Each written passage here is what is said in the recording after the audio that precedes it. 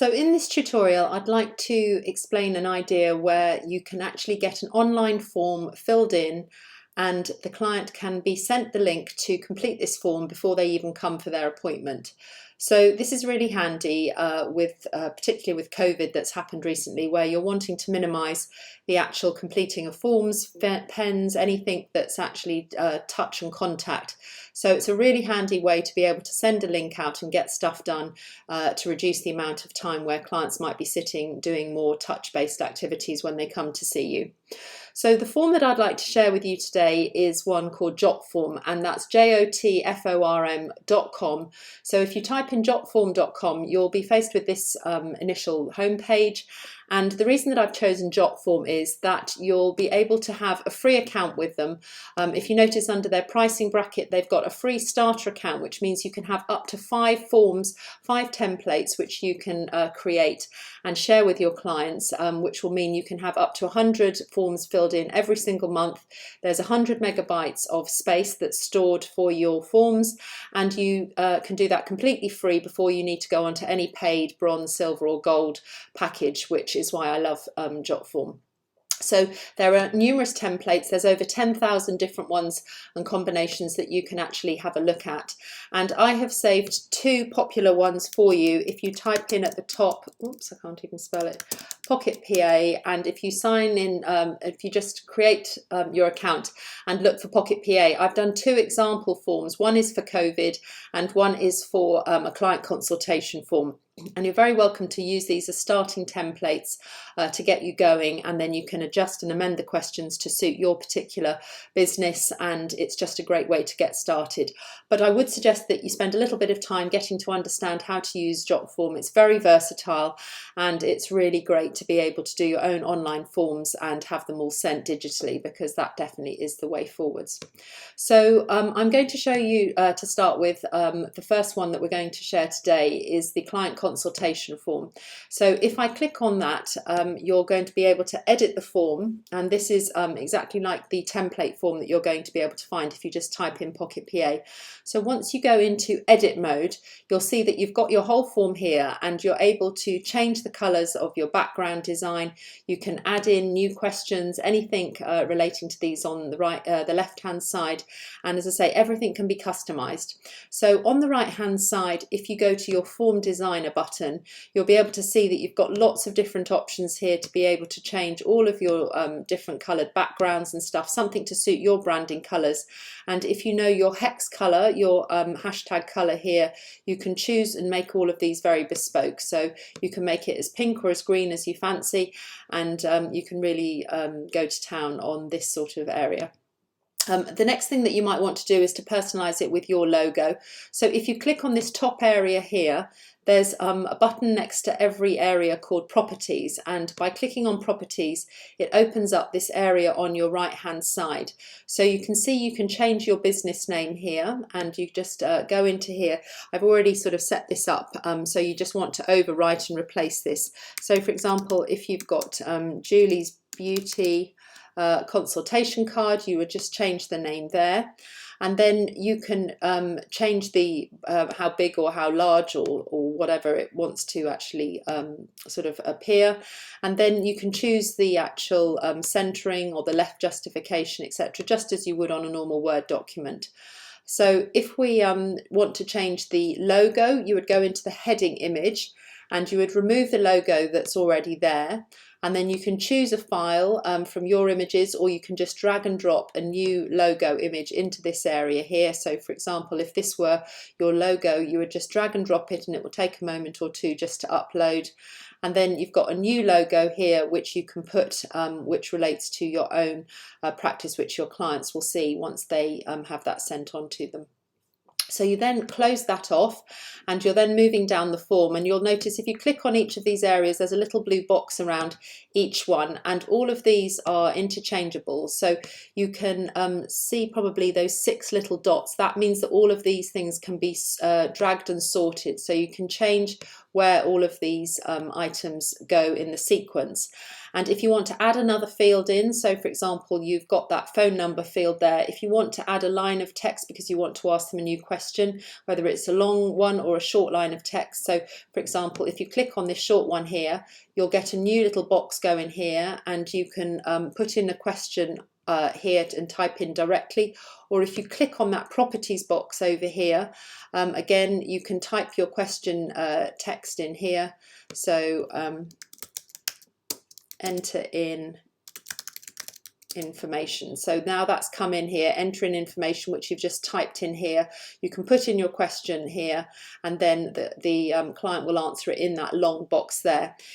This is obviously a question because we've put in a text, but if you go to the advanced is it the options button here, under the validation, you can actually specify if you want it, if you want the answer to just be alphabetic, alphanumeric, which means letters and numbers, just a currency or an email address, numeric, or you want them to put in a URL. So depending on what you choose here, so if for example I just put alphabetic, that means that clients will only be able to enter in letters of the alphabet. If they put in any numbers, it will be thrown out and it won't allow them to submit this page. In addition to that, another little handy thing is to, there's a required button here, which means it will be an answer that they have to fill in before they can move on to the next page. So if you definitely want to get a little bit of information from the client, make sure you switch that on to being required, and you'll get this little red star here, which means that they can't move on and submit to the next page until they've actually filled in that box. So I'm just going to remove that field, so you can delete that super easy. So you've got the first and last name going in here. You've got a phone number, an address. Some people might not want to collect the address, so that's not a compulsory field. And if you want to do away with that altogether, you can just click the remove button. An email address is super handy because you're going to be contacting them by email, and some people want to collect a date of birth, but again, that's not compulsory, but you can make it compulsory again just by clicking on here, going to the properties, and then just making that a required field. Okay, so the next page, we're just going to close those elements off here.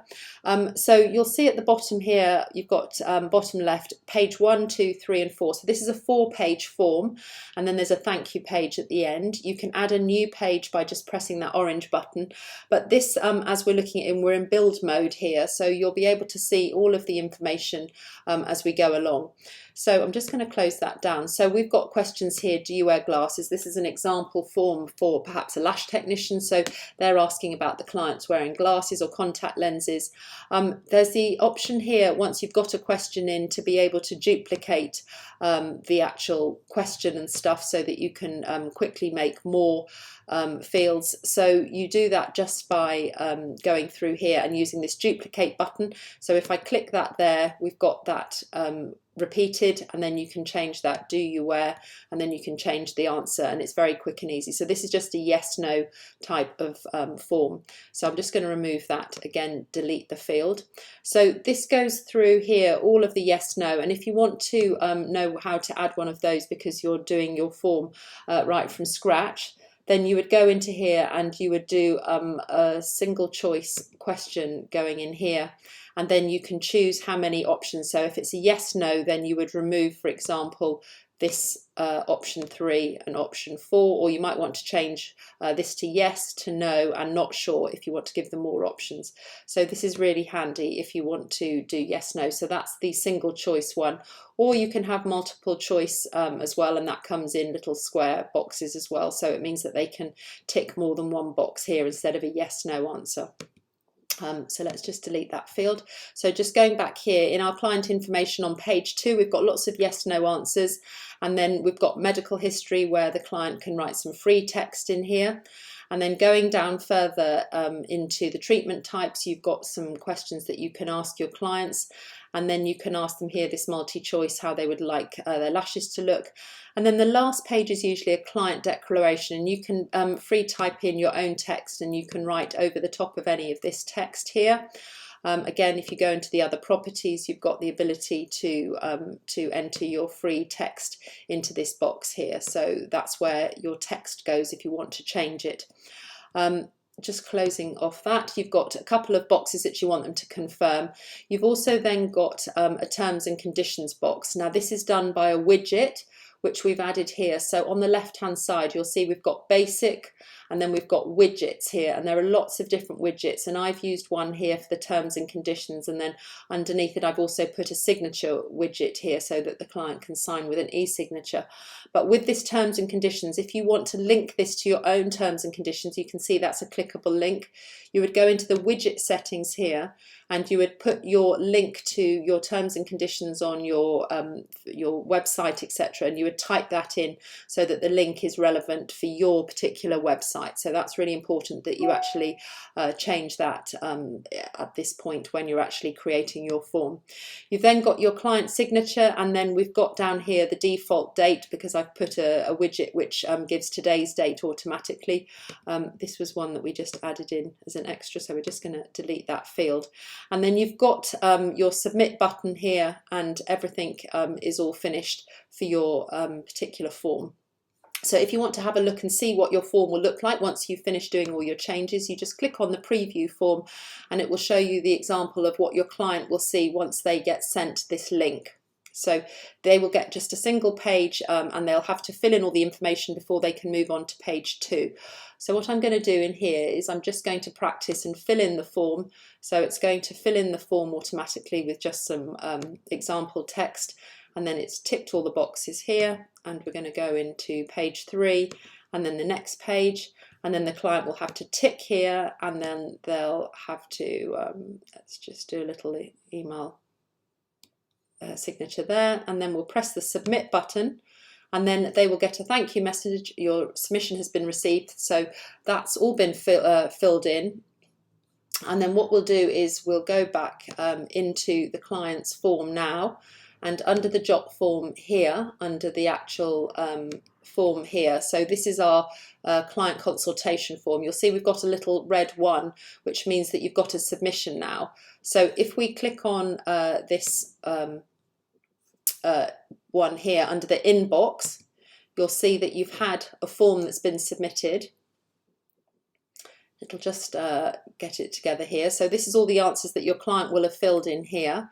And then what I suggest you do is you download this as a PDF, and then you can attach this to your client under your Pocket PA account once it's been downloaded. So we're going to do a print version, and that's going to that's going to be downloaded here to an email box. So let's just download it as a new document then instead and see.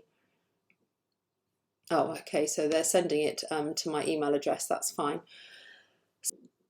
So we've just downloaded the reply that the client has sent, and I'm just going to show this to you here. So this is what the form would look like. It's all been completed by the client digitally online, and it's been sent to your inbox. And so what you want to do with this is you want to actually attach this into your Pocket PA account here, and you want to put it under the particular client's name. So say, for example, this was the client that's just returned your form for you. You want to go to the more options and press the edit button, and then you can go to the bottom here where you can add an attachment. And what I would suggest that you do there is to go in here, and then you can, let me just check where the form is. So it's this box here, and then you've got your PDF that you've just had emailed to you attached directly into your client details, so that that client's consultation form is therefore on this own client's form, and then you just press the update button. Remember to press that. So at any point in time you can then go into that client, and you'll see on the right hand side that that example form that they filled in with their signature, etc., is attached directly to their notes, and that's really handy because that means that you've got it all together, all inside Pocket PA. The other thing that I wanted to show you was underneath this in the Jotform where we were here under the demo tutorial. So if you go into this form, the form here, you'll see that you've got the option here to be able to share publish the form. So what I suggest that you do here is to copy this link. This is what you want to be able to send out to clients. So say, for example, you're sending out reminder SMSs or reminder emails. If you copy this link, this Jotform link here, you can add this into your emails under your account settings. For example, if you send out email notification reminders, and when you send on your email notification reminders, you get the opportunity here to be able to customize the email that gets sent out. So I would suggest that you perhaps add this line: if this is your first visit, please kindly complete the client consent form and the COVID-19 forms by following the links below. And there you can just literally go in and just copy and paste any of the Jotform links that you want to, and they will be sent out in an email. If you want to send them to out in the SMS messages, you can send them out by putting them here into your SMS settings and add them to your template. But obviously 160 characters is one SMS credit. So it might be that you want to actually reduce the length of the actual, it's quite a long URL here. And I don't know if you've used anything called Bitly, or there are lots of different tools that you can use to customize URLs to shorten them, but one that I like to use is called Bitly. And if you type in here the actual long URL, so this is our long Jotform link under bitly.com, Bitly, again that's free to set up an account. If you type in your long URL link and you press shorten, it will then reduce it down to this just reduced code, and then you can copy that code and you can go back into Pocket PA and you can paste that into your SMS notification area when you're sending that out, if you want it to go out in SMS notifications.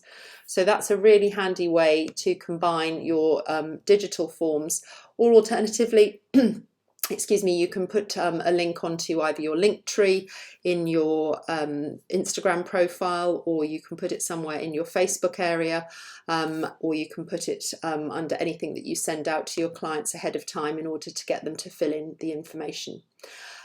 You can also do the same with the COVID-19 form that I've made as an example.